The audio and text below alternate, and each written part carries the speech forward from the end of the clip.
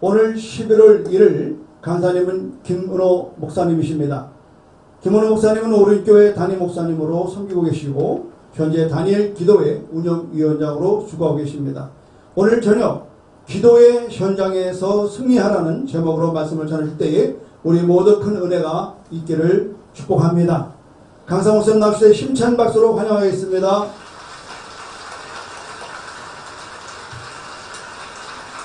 할렐루야. 우리 하나님께 모든 영광을 올려드립니다. 자, 우리 옆 사람과 인사하겠습니다. 하나님을 사랑하는 간증의 주인공이 됩시다. 말씀의 제목으로 인사를 하겠습니다. 기도의 현장에서 승리합시다. 여러분, 우리가 어디에서 예배를 드리고 있든지 간에 오늘 그 현장에서 승리하는 마음이 되기를 원합니다.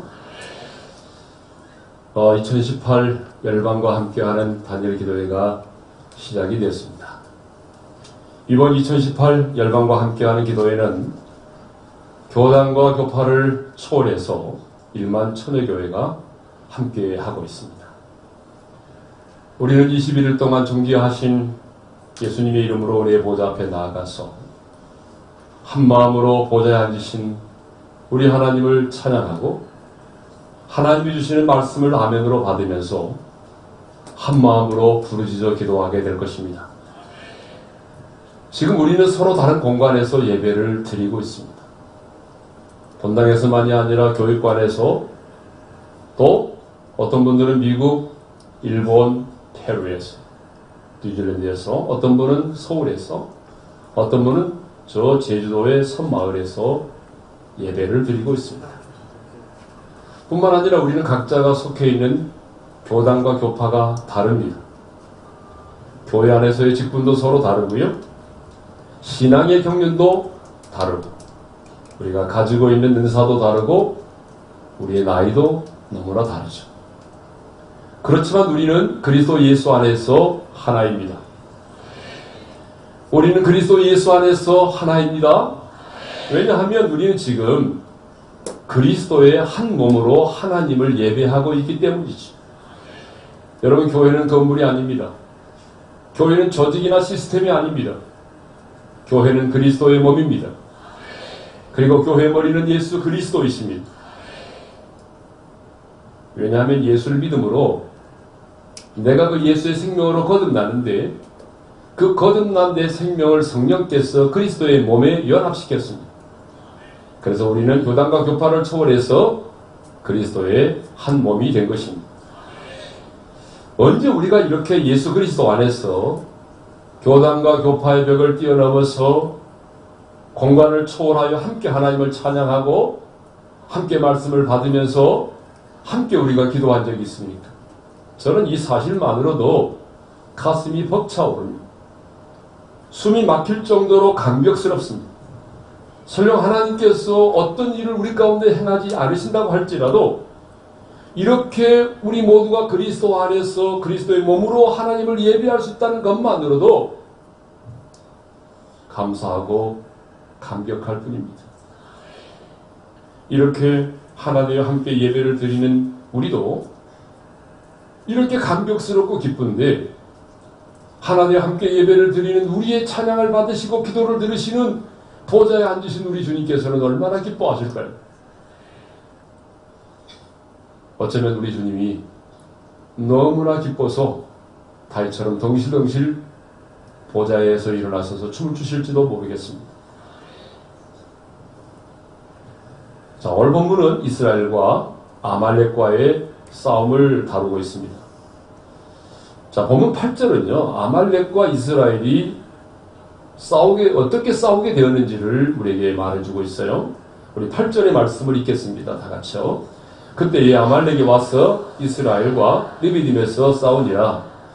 자, 그때라는 말로 시작을 하고 있네요. 여기서 말하는 그때는 어느 때일까요?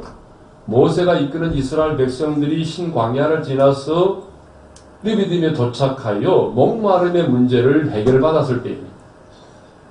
우리가 잘 아는 것처럼 이스라엘 백성들이 신광야를 지나 르비딤에 도착했을 때에 물이 없음으로 인해서 지도자 모세를 원망하지 않았습니까? 그때 모세는 기도했고 하나님의 말씀을 따라 지팡이를 가지고 호렙산의 반석을 내리치자 반석에서 물이 솟아나서 백성들이 마시게 되었습니다.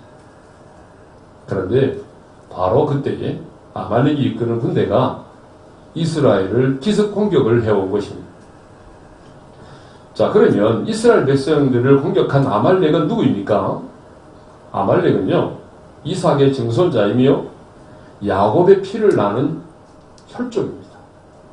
그럼에도 불구하고 이스라엘 백성들이 예굽에서 나와서 가나안을 향하여 나아갈 때에 가장 먼저 공격한 대적이 바로 아말렉이라는 사실이죠. 자, 신명기 25장 18절의 말씀인데요. 자, 우리 한번 읽어볼까요? 다 같이 시작. 곧 그들이 너를 길에서 만나 내가 피곤할 때에 내 뒤에 떨어진 약한 자들을 쳤고 하나님을 두려워하지 아니하였느니라. 여러분, 아말렉이 이스라엘을 공격했는데 어떻게 공격했다고 말하고 있습니까? 광야의 행진 중 피곤하여 뒤처진 약한 사람들을 공격하고 죽이고 재산을 약탈하였습니다. 자, 이것을 보게 되면 아말렉은요, 우리의 믿음의 행진을 가로막는 자입니다. 좀 더 구체적으로 말씀드리면 구원을 받은 하나님의 백성들이 저 천성인 가나안을 향하여 나아갈 때에 그 믿음의 행진을 가로막는 자, 천성을 향해 나아가는 길을 가로막을 뿐만 아니라 저 천성에 들어가지 못하도록 대적하는 세력이 바로 아말렉이라는 것이죠. 그래서 성경은 아말렉에 대해서 아주 잔인할 정도로 진멸할 것을 요구하고 있습니다. 사무엘상 15장 18절을 보게 되면 사울왕에게 아말렉을 치되 진멸하여 다 없어지기까지 치라고 말씀을 하셨어요. 우리 한번 읽어볼까요? 다 같이 시작. 또 여호와께서 왕을 길러 보내시며 이르시기를 가서 죄인 아말렉 사람을 진멸하되 14절을 보게 되면 하나님께서 모세에게 내가 아말렉을 없이 하여 천하에서 기억도 못하게 하리라고 말씀하셨습니다. 16절을 보게 되면 하나님께서 스스로 맹세하여 여호와가 아말렉과 더불어 대대에 싸우리라고 말씀하셨습니다. 여러분, 왜 이렇게 하나님은 잔인할 정도로 아말렉에 대하여서는 모두 진멸하라, 대대로 더불어 싸우리라고 말씀을 하셨을까요? 그것은 바로 아말렉이 우리의 구원받은 하나님의 백성들의 믿음의 행진을 가로막고 공격하는 자이기 때문에 그렇습니다. 다시 말하면 저 천성인 가나안을 향하여 나아가는 우리들의 길을 가로막고 우리를 끊임없이 대적하는 바로 악의 세력에 대한 상징이기 때문이죠. 여러분, 신앙생활은요, 저 천성을 향하여 나아가는 행진입니다. 바로의 압제에서 해방된 이스라엘 백성들이 적과 꿀이 흐르는 가나안 땅을 향하여 나아갔듯이 죄와 사망의 법에서 해방된 저와 여러분들이 저 영광스러운 천성을 향하여 나아가는 것이 바로 뭐예요? 이 믿음의 행진이 우리 신앙생활인 것입니다. 그런데 사탄 마귀는요, 우리의 가는 길을 어떻게 하죠? 가로막습니다. 그리고 끊임없이 우리를 공격합니다. 어떻게 공격합니까? 교회의 완전하지 못한 모습을 보여주면서 공격합니다. 봐라, 오늘의 한국 교회를 그래도 교회가 이 시대의 소망이 될 수 있다고 생각하느냐? 교회 나가서 예배를 드리기보다 혼자 집에서 묵상하면서 내 스스로 예배를 드려라. 무슨 얘기입니까? 가난한 성도가 되라는 얘기죠. 때로는 경제적인 어려움, 때로는 인간관계의 아픔, 때로는 직장에서의 실직, 사랑하는 사람과의 헤어짐, 질병의 고통, 때로는 세상의 쾌락과 유혹을 통해서 우리의 가는 길을 가로막으면서 공격을 하고 있습니다. 베드로전서 5장 8절을 보게 되면 우리의 대적 마귀는 오늘 또 오는 사자처럼 삼킬 자를 두루 찾고 있습니다. 그런데 그런 사탄의 눈에 언제나 밥이 있습니다. 사탄의 밥이 있어요. 여러분, 그 밥이 누군지 아세요? 뒤처진 사람이에요. 아말렉이 누구를 공격했습니까? 비겁하게도 행진해서 낙오한 사람들을 공격했습니다. 그러므로 여러분, 믿음의 행진에서 뒤처지지 않기를 바랍니다. 낙오해서는 안 됩니다. 여러분, 뒤처지면 공격을 받습니다. 그러므로 우리가 예수님을 따르되 갈렙처럼 여러분 온전히 쫓아야 됩니다. 그러니까 예수님과 나 사이에 저바다가 생기면 안 되는 거예요. 예수님과 나 사이에 간격이 생기면 안 되는 거예요. 신앙의 대열에서 나고 하게 되면 반드시 사탄의 공격을 받게 됩니다.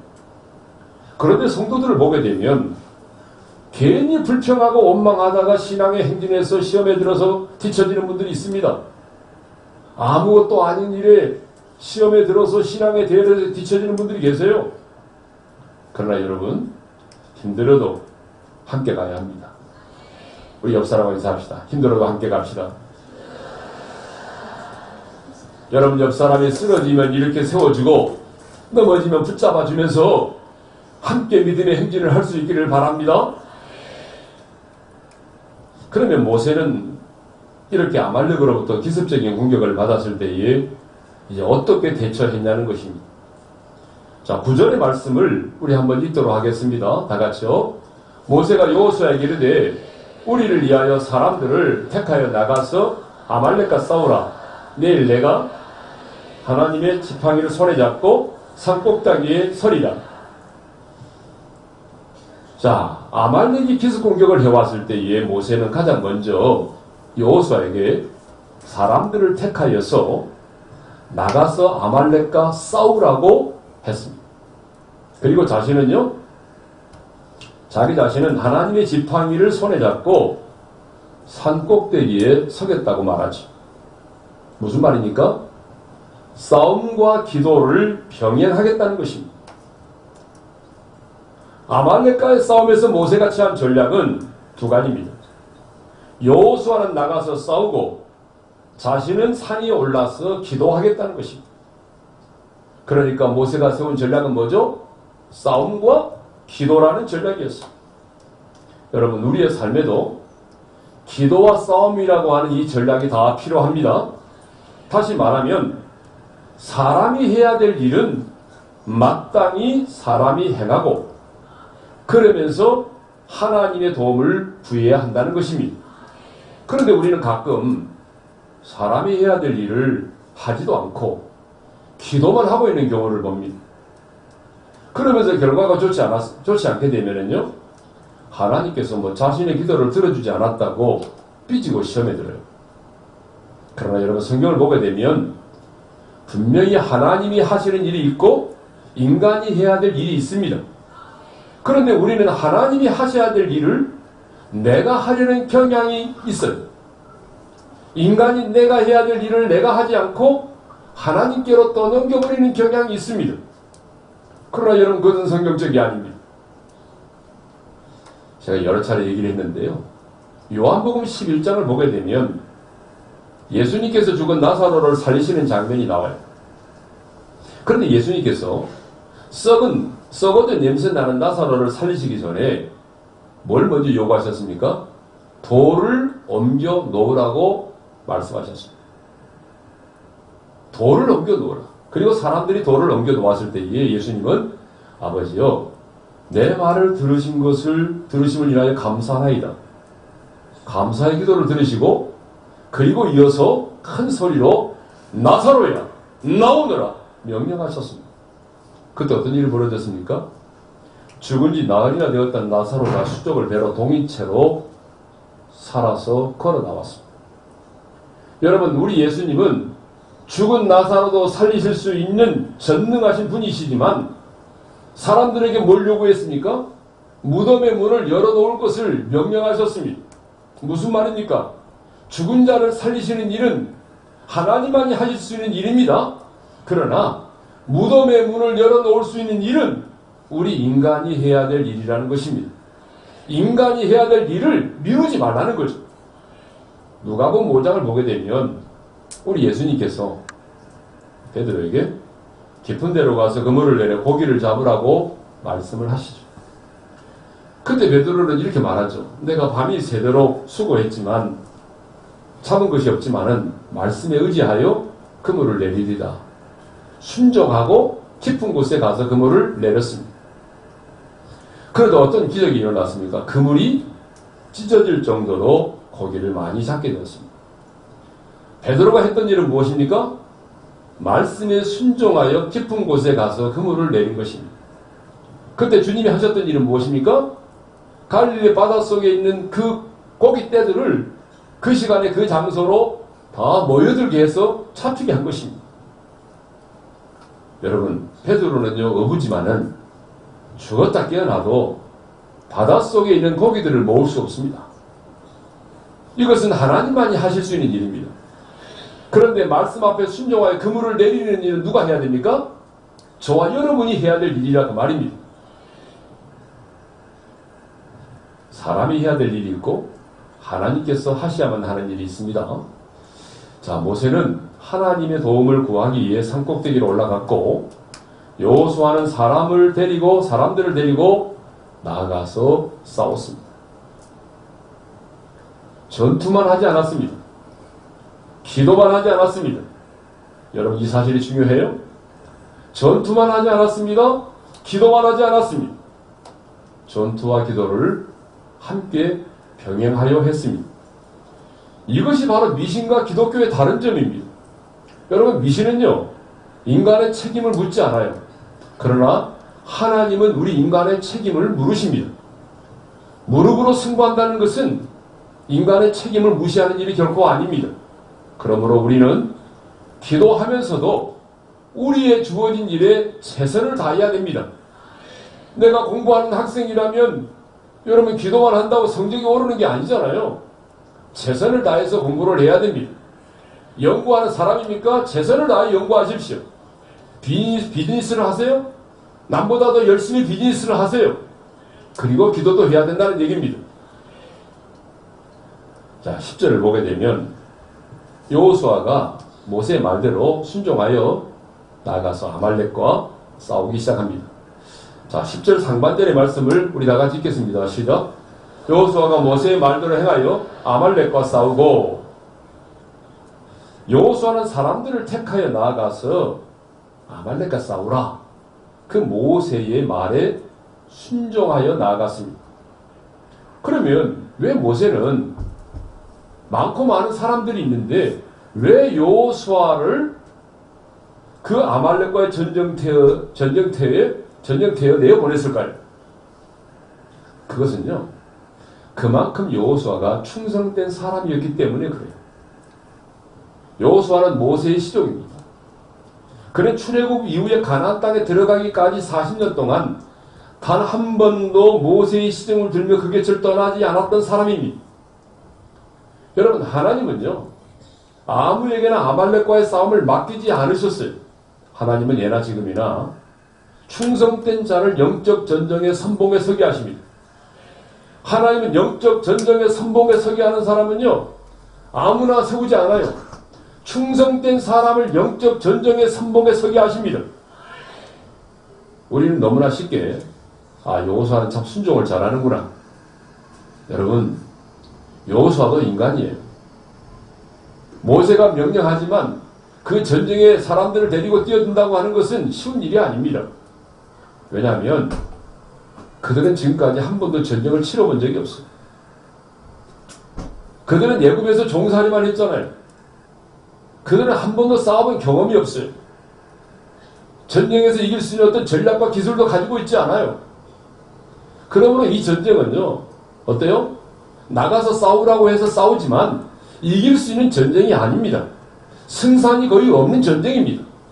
그럼에도 불구하고 여호수아는 나아가서 싸웠습니다. 순종하여 나아갔습니다. 왜요? 충성된 사람이기 때문입니다. 여러분, 충성이 바로 그런 거예요. 예? 내가 계산해보고 내가 주판알을 던져보고 튕겨보고 그래서 내게 이익이 될 것 같으면 충성하고 손해될 것 같으면 충성하지 않고, 그게 아니에요. 예? 주님을 신뢰함으로, 지도자를 신뢰함으로 내가 충성하는 거예요. 여러분, 충성하는 사람이 영적 전쟁의 선봉에 서게 될 줄로 믿습니다. 이제 기도하는 모세에 대해서 우리 한번 살펴보도록 하겠습니다. 자, 이렇게 여호수아가 나가서 아말렉과 싸우고 있는 동안에 모세는 어떻게 했어요? 아론과 훌을 데리고 산꼭대기에 올라가서 기도하기 시작을 했어요. 자, 10절 하반절에서 11절의 말씀인데, 우리 다 같이 읽겠습니다. 시작. 모세와 아론과 훌은 산꼭대기에 올라가서 모세가 손을 들면 이스라엘이 이기고 손을 내리면 아말렉이 이기더니. 자, 모세는 하나님의 지팡이를 손에 들고 산꼭대기로 올라갔거든요. 그러면 여러분 골짜기에서 기도하면 안 돼요? 꼭 산꼭대기로 지팡이를 잡고 올라가야 돼요? 여러분 산꼭대기로 올라가서 기도하면 하나님과 더 가까워지는가요? 그래서 기도하는 사람들은 대부분 골짜기에서 기도하지 않고 산꼭대기로 올라갑니다. 그래서 뭐 응답봉, 능력봉, 그렇게 말하죠. 예. 저도 응답봉에서 한 3년 기도해 본 적이 있어요. 여러분 왜 모세는 산꼭대기에 올라가서 기도를 했을까요? 그 이유는 간단합니다. 산꼭대기로 올라간 이유는요, 이스라엘과 아말렉이 싸우는 현장을 바라보면서 기도하기 위해서입니다. 여러분 이거 굉장히 중요합니다. 우리가 기도할 때에 그냥 무턱대고 기도하는 게 중요한 게 아니고요, 현장을 바라보면서 기도해야 된다는 거예요. 그런데 기도의 산에 오르게 되면요, 멀리 바라볼 수 있고 분명하게 바라볼 수가 있습니다. 기도의 산에 오르면 영적인 시야가 넓어집니다. 기도의 산에 오르게 되면 여러분 구름 속에 내가 있는 것처럼 기도의 산에 높이 오르게 되면 하나님의 임재를 상징하는 영광의 구름 속에 내가 있게 되는 거예요. 그러니까 기도의 산에 높이 오르면요, 영적인 시야가 넓어지고요, 보이지 않던 것들이 보여진다는 거죠. 낮은 곳에 있을 때는요, 잘 보이지 않던 것들도 여러분 높은 곳에 올라가면 잘 보이잖아요. 그래서 전쟁을 할 때도 먼저 고지를 점령하고자 하고 그러잖아요. 예. 그러므로 우리도 여러분 기도의 산에 올라야 됩니다. 그런데 기도의 산에 오른다고 하는 것은 뭐 백두산, 한라산 높은 산에 오른다는 얘기가 아닙니다. 중요한 것은 기도의 산에 오른다는 것은 기도의 깊은 경지 안으로 들어가는 거예요. 하나님의 임재 가운데서 기도하는 거예요. 성령의 이끌림을 받아서 기도하는 거예요. 여러분 기도해 보신 분은 아마 알 거예요. 이게 무슨 말인지 알 거예요. 기도의 깊은 경지 속에서 성령님의 이끌림을 받아서 기도해 본 사람은 알 거예요. 이게 무슨 말인지. 강력한 하나님의 임재 속에서 기도해 보신 분은 이 말이 무슨 말인지 알 거예요. 그러니까 여러분 21일 동안 우리가 기도하게 되는데 그냥 무턱대고 기도하지 말고 현장을 바라보면서 기도할 수 있기를 바랍니다. 자, 우리 마가복음 6장을 보게 되면요, 우리 예수님이 오병이의 기적을 행하셨어요. 오병이의 기적을 행하고 나니까 사람들이 예수님을 강제로 끌어다가 왕으로 삼으려고 했습니다. 그것을 아신 예수님께서는 무리들을 흩으시고 제자들을 재촉하여 배를 타고 앞서 건너가게 하셨습니다. 그리고 예수님 홀로 산으로 들어가서 기도하셨습니다. 그런데 예수님은요, 산에 들어가서 기도하고 계시는데 제자들이 풍랑을 만나서 힘겹게 노젓는 것을 보셨습니다. 그리고 밤 사경에 무리를 걸어서 제자들에게로 오셨습니다. 여러분 무슨 얘기입니까? 주님은 산에서 기도하시면서도 여러분 밤 사경이면 새벽 3시잖아요. 제자들이 풍랑을 만나서 힘겹게 노젓는 것을 보셨습니다. 제자들의 고통스러운 현장을 보셨다는 얘기입니다. 주님은 기도하실 때의 현장을 보면서 기도하셨습니다. 그래서 우리 모두도 이번에 기도할 때에 그냥 무턱대고 기도하지 말고 여러분이 기도하고니 현장을 믿음의 눈으로 바라보면서 기도할 수 있기를 바랍니다. 풍랑만을 바라보지 말고 그 풍랑을 밟고 서 계신 주님을 바라보면서 기도할 수 있기를 바랍니다.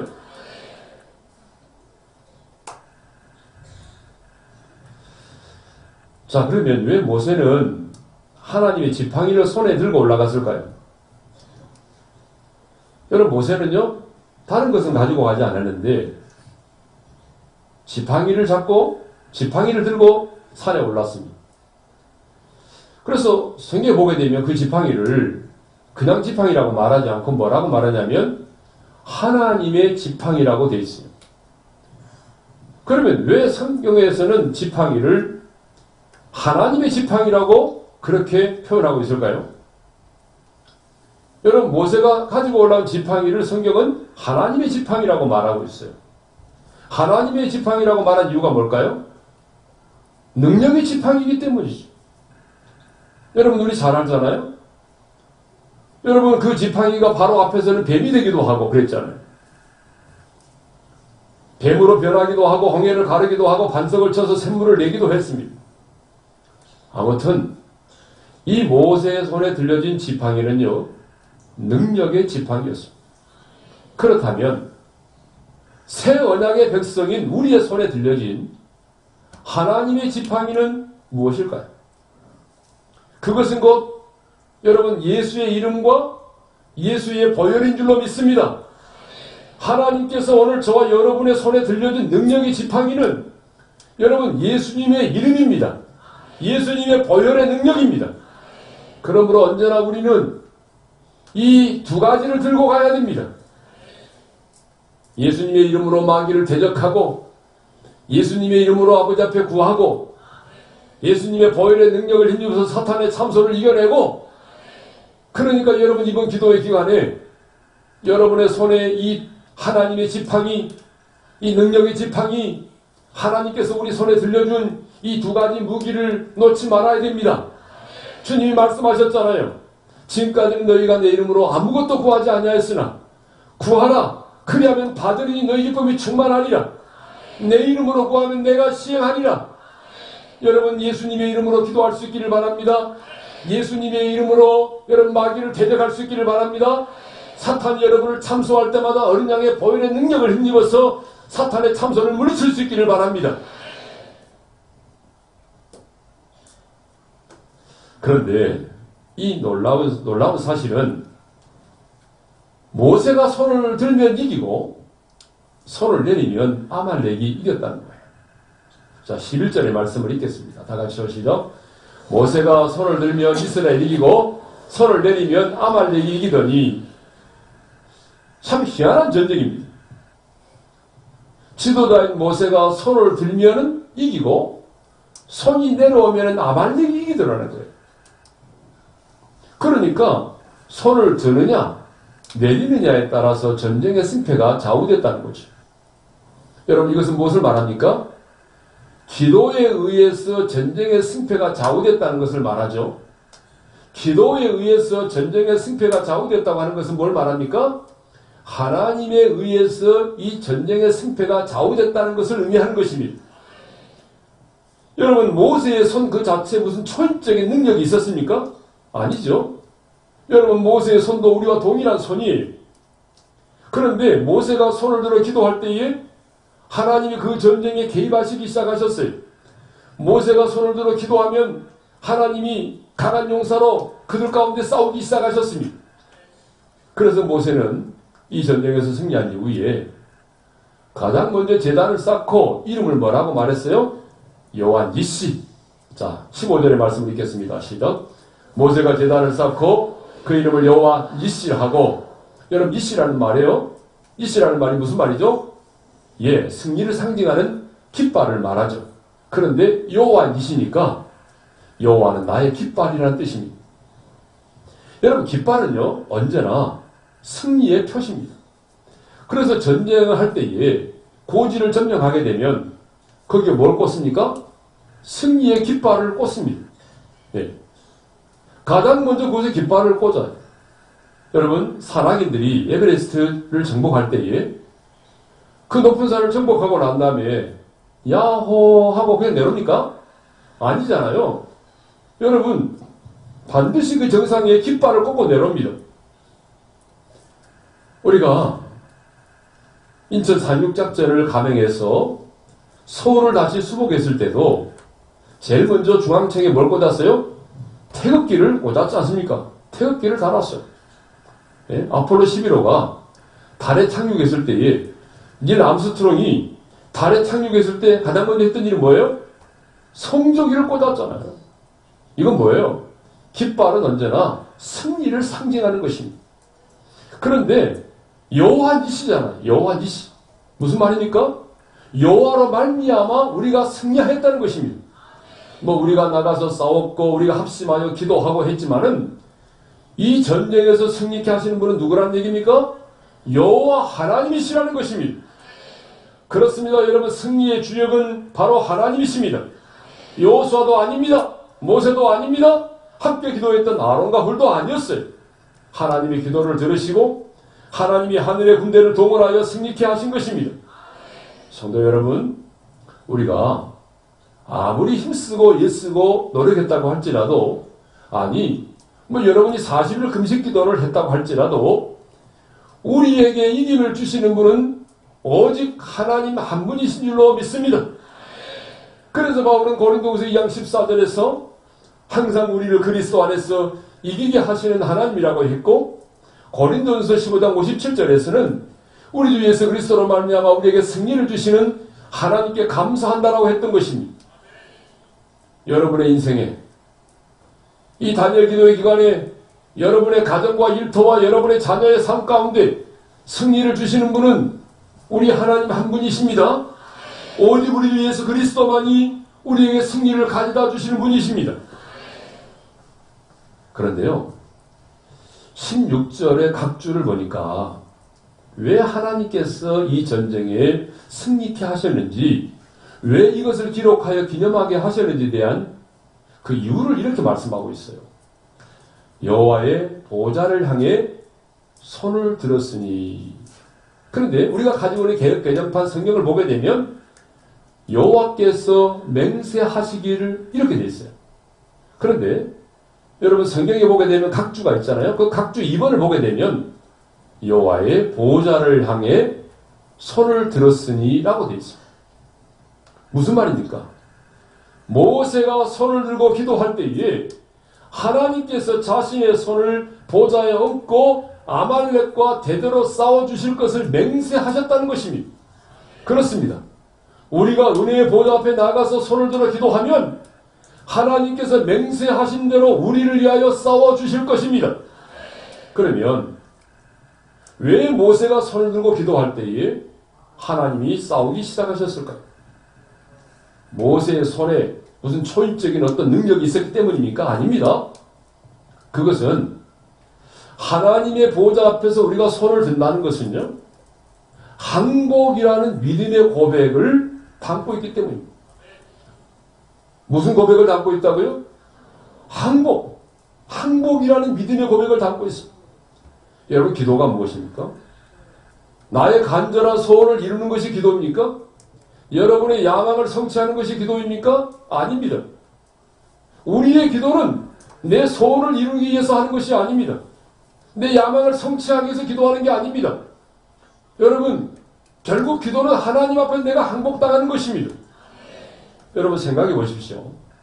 자, 모세가요, 손을 들고 있을 때에만 기도를 하고 손이 피곤해서 손이 내려왔을 때는 기도도 쉬었을까요? 저는 그렇게 보지 않아요. 모세는요, 손을 들고 있을 때도 기도를 했고 피곤해서 손을 내렸을 때도 여전히 기도를 했을 거예요. 왜냐하면 지금 싸움의 현장을 보고 있잖아요. 여러분, 이건 장난이 아니잖아요. 전쟁은 뭐예요? 피 흘려 죽고 죽이는 전쟁이잖아요. 그런데 지금 자기가 바라보는 현장 속에서 피를 흘리며 죽어가고 있는데, 이런 죽이고 죽이고 살리는 전쟁인데 어찌 모세가 손을 들 때만 기도하고 손을 내리고 나서는 기도를 안 했겠어요? 그런데 왜 모세 손이 올라가면 이스라엘이 이기고 손이 내려오면 아말렉이 이겼을까요? 그것은 바로 기도가 하나님 앞에 항복하는 것이기 때문에 그렇습니다. 자, 모세가 손을 들었다는 것은 이런 의미입니다. 하나님, 전쟁은 하나님께 속한 것입니다. 우리의 힘으로는 아말렉을 이길 수가 없습니다. 우리는 한 번도 전쟁을 해본 적이 없습니다. 우리는 아말렉을 이길 수 있는 능력도 없습니다. 전술도 없습니다. 전략도 없습니다. 하나님께서 싸워주시지 않으면 하나님께서 도와주시지 않으면 우리는 아무것도 할 수 없습니다. 하나님께서 싸워주시지 않으면 우리는 아말렉을 이길 수가 없습니다. 이 고백이 담겨 있었다는 거예요. 그러니까 하나님이 이 고백을 보시고 하나님이 개입하신 거예요. 그래서 하나님이 일하기 시작한 것이죠. 자, 우리가 분명히 알아야 하는 것은 뭐 그렇다고 그러면 손만 들고 기도한다고 해서 하나님이 일하시는가? 아니에요. 여러분이 아무리 손 들고 기도해도 하나님께서 여러분의 기도에 응답하시지 않아요. 중요한 것은 손만 들고 기도하는 게 중요한 게 아니에요. 손만 들고 기도하면 손만 아파요. 우리의 마음과 손이, 우리의 믿음과 손이 함께 하늘에 계신 하나님께 들려져야 한다는 거죠.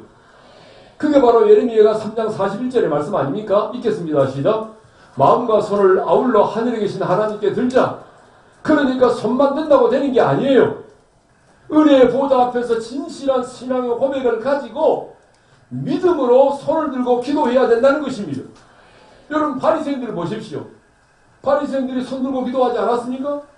사람들 앞에 나는 기도하는 사람이다. 자기를 드러내기 위해서 손 들고 기도했지만 하나님은 바리새인의 기도에 어떤 여러분 응답도 하지 않았습니다. 그런데 성경에 보게 되면 구약의 위대한 지도자인 모세도 위대한 왕인 다윗도 하나님의 보좌 앞에서 손을 들고 기도했어요. 모세만 아말렉과 싸울 때 손을 든 것이 아니고 다윗도 위급한 상황을 만났을 때는 주의 지성소를 향하여 손을 들고 부르짖어 기도했습니다. 그렇다면 우리도 은혜의 보좌 앞에서 거룩한 손을 들어 기도해야 될 줄로 믿습니다. 여러분 손을 드는 사람은 이런 고백을 가지고 들어야 됩니다. 주님, 내게는 아무 능력이 없습니다. 주님께서 싸워주시지 않으면, 주님께서 응답해 주시지 않으면 나는 아무것도 할 수가 없어요. 주님께서 이 문제를 해결해 주지 않으면 내 힘으로는 이 문제를 해결받을 길이 없어요. 여러분 이런 믿음의 고백을 가지고 우리의 거룩한 손을 들어 기도할 수 있기를 바랍니다. 우리가 이렇게 이런 믿음의 고백을 가지고 하나님이 싸워주시지 않으면, 하나님이 응답해 주지 않으면, 하나님이 도와주지 않으면 아무것도 할 수가 없습니다. 내 힘으로는 죽었다 깨어나도 할 수가 없습니다. 이런 믿음의 고백을 가지고 거룩한 손을 들어 여러분의 손이 하나님의 보좌에 닿을 때에 하나님께서 우리를 위하여 놀라운 일을 행하십니다. 기도의 현장에서 하나님 앞에 항복당할 때 이스라엘이 이겼습니다. 전쟁의 승패는 싸움의 현장이 아니라 기도의 현장에서 결정되었습니다. 그러므로 여러분 중요한 것은 우리의 싸움의 현장, 사역의 현장보다도 기도의 현장이 더 중요하다는 것이죠. 여러분 우리 예수님도 겟세마네 기도의 동산에서 기도의 현장에서 승리하셨기 때문에 여러분 골고다의 언덕 그 현장에서 승리할 수 있었습니다. 그런데 제자들은요 기도의 현장에서 졸면서 기도하지 않았어. 기도의 현장에서 실패했기 때문에 그들은 주님이 잡히시던 날 밤 시험에 들고 예수님을 배신하고 도망을 쳤던 것이지. 다니엘도 기도의 현장에서 승리했기 때문에 사자굴 속에서도 승리할 수가 있었습니다. 여러분 기도의 현장에서 하늘의 문이 열려야 우리의 인생 가운데 닫힌 문들이 열려지는 것입니다. 기도의 현장 가운데서 하늘의 문이 열려져야 여러분의 인생에 닫힌 것들이 열려지는 것이에요. 기도의 현장에서 하나님의 음성을 들어야 여러분 세상에 나가서도 우리가 당당하게 하나님의 사람으로 살아갈 수가 있는 것입니다. 기도의 현장에서 하나님의 안아주심을 경험할 수 있어야 원수까지라도 살아갈 수 있고 부담으로 다가올 수 있는 사람을 안아줄 수가 있는 것입니다. 우리는 이 기도의 현장에서 응답의 기쁨을 경험해야 합니다. 우리는 이 기도의 현장에서 세상에 줄 수 없는 평안을 맛보아야 합니다. 우리는 이 기도의 현장에서 하나님의 나라를 맛보고 누릴 수 있어야 됩니다. 그런데 우리는 기도의 현장이 없이 일터에서 승리하려고 합니다. 기도의 현장이 없이 사역의 현장에서 승리하려고 합니다. 기도의 현장에서 승리 없이 내 힘, 내 노력, 내 인생의 노하우, 내 경험을 가지고 승리하려고 합니다. 그러나 기도의 현장에서 승리할 때에 비로소 회개의 역사가 일어나고 사람의 마음이 움직여지고 사탄의 경관이 무너지고 우리의 인생에 무너진 것들이 회복되는 역사가 일어날 줄로 믿습니다. 기도의 현장에서 승리할 때에 사역의 열매도 맺어지는 것입니다. 그래서 존 맥스웰은 이런 말을 했어요. 기도의 동역자라는 책에서 초대교회는 10일 기도하고 10분 설교해서 3,000명을 구원했는데 현대교회는 10분 기도하고 10일 설교하여 3명을 구원한다. 무슨 얘기입니까? 기도의 현장이 점점 사라져가기 때문에 기도의 현장이 점점 사라져가기 때문에 말의 성찬만 있지 사역의 열매가 없다는 거예요. 그렇습니다. 흘러넘치는 기도가 있어야 흘러넘치는 추수가 있는 법입니다. 기도의 현장에서 승리할 때에 하나님이 행하시는 일을 볼 수 있습니다. 그러므로 여러분 기도 현장에서 승리하십시다. 여러분 21일 동안 이 은혜의 보좌 앞에서 거룩한 손을 들어 기도함으로 기도의 현장에서 승리할 수 있기를 주님의 이름으로 축원합니다. 여러분 외로우세요? 사방으로 우겨싸임을 당하셨나요? 무릎이 떨리세요? 매일 아침 눈을 뜨고 싶지 않으세요? 두려움에 잠을 이루지 못하고 계세요? 사람 만나는 것도 두려우세요? 죽이고 싶을 만큼 미운 사람이 있어요? 태의 문이 열리지 않아서 눈물로 기도하고 있는 분이 계세요? 계속 목회를 해야 되나 갈등하고 있는 목회자가 계세요? 기도의 무릎을 꿇으십시오. 21일 동안 하나님의 보좌를 향하여 거룩한 손을 드십시오. 아버지의 얼굴을 구하며 기도하십시오. 현장을 바라보며 기도하십시오. 기도의 현장은 기적의 현장이 되는 것입니다. 저는 우리 모두가 21일 동안 기도 현장에서 승리하여 하나님의 영광을 볼 수 있기를 소망합니다. 그리하여 하나님을 자랑하는 간증의 주인공들이 될 수 있기를 바랍니다. 우리 옆 사람과 인사하겠습니다. 기도 현장에서 승리합시다. 자, 우리 함께 찬양하면서 나가겠습니다. 우리 함께 기도해 주 앞에 나와 무릎 꿇고